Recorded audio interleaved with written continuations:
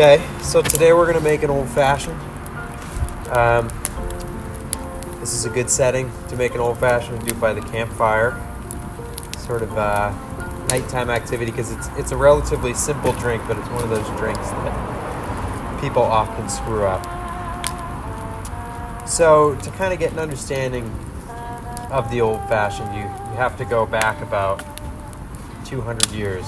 So in the early 1800s, we first get a mention of the word cocktail in a publication based in Hudson, New York, and cocktail is referred to as a spirit of any kind, sugar, water, and bitters. And it's referred to sort of in a derogatory way, and sort of sarcastically in the publication. But it does sort of give us an indication of what people were drinking back then. And one of the key things of note is that it doesn't mention ice, it mentions water. And that's just because ice wasn't readily available at the time. So what people were drinking, essentially, that drink is what we refer to now as a bittered sling. You kind of fast forward to the 1880s, latter half of the 1800s. By that time, drinks had become a lot more fancy. Bars were equipped to make all kinds of things. You could get a sherry cobbler, you could get a daisy, which is sort of like a margarita, a sour. You could get a julep, and there was sort of a plethora of options. So when people would order an old-fashioned, when that started coming into vogue, the idea is that people wanted a drink that was made in the old-fashioned way. I don't want any liqueur in there. I don't want curacao. I don't want some kind of crazy presentation. I just want my spirits with a little bit of sugar and bitters. And by the 1880s, you could get ice. So there's a lot of ice that was readily available. So ice. And that's sort of the evolution. The old-fashioned has evolved quite a bit over time. It kind of went through a sort of dark period in the 1950s when people would kind of take all of the fruit, the orange and the cherry, and just muddle the hell out of it, and you would end up with sort of like fruit salad at the bottom of your glass. But we're not going to make that tonight. We're going to make a classic late 19th century old-fashioned with just a good quality rye whiskey, some sugar, bitters, and a nice chunk of ice. Okay, let's make an old-fashioned here. Like I was saying before, this drink is super simple, and you don't want to overcomplicate it. It's called an old-fashioned for a reason. So you take your glass, and we're just going to put a bar spoon of sugar. We've got some unrefined sugar here, some Demerara sugar. Any sugar is fine. So a bar spoon of sugar is about a teaspoon. You could use a 1/4 ounce of simple syrup if you want to do that too.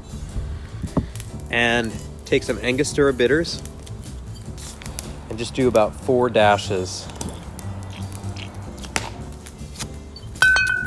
And then a little bit of water, just a tiny splash of water. And this is going to aid in kind of starting to break down the sugar and sort of make it into like a granulated syrup.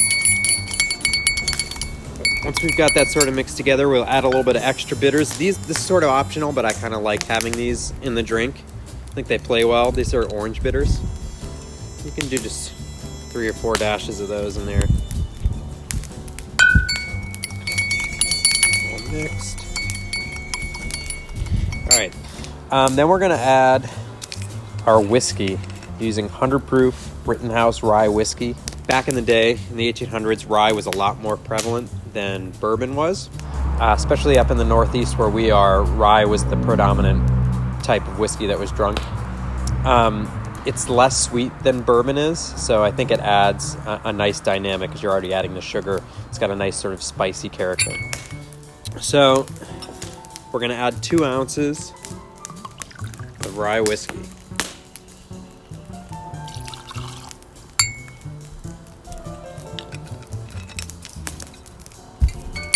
Still get that dissolved. So once we have all of these ingredients in the drink, that's when we're going to add our ice. So just grab a couple cubes or a big cube like this, and we're just going to kind of gently place that in a glass and start stirring.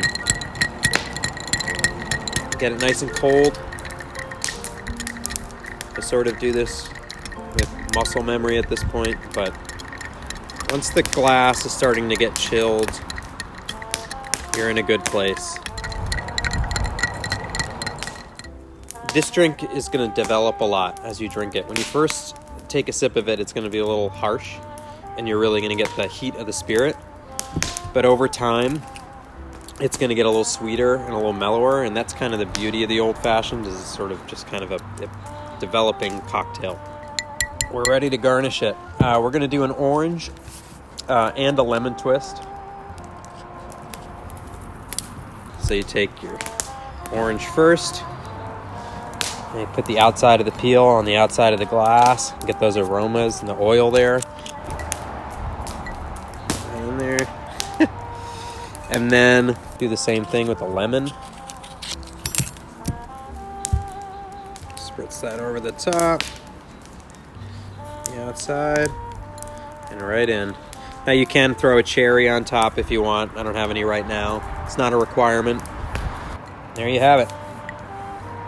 19th century style, the classic, original style of old-fashioned. Cheers.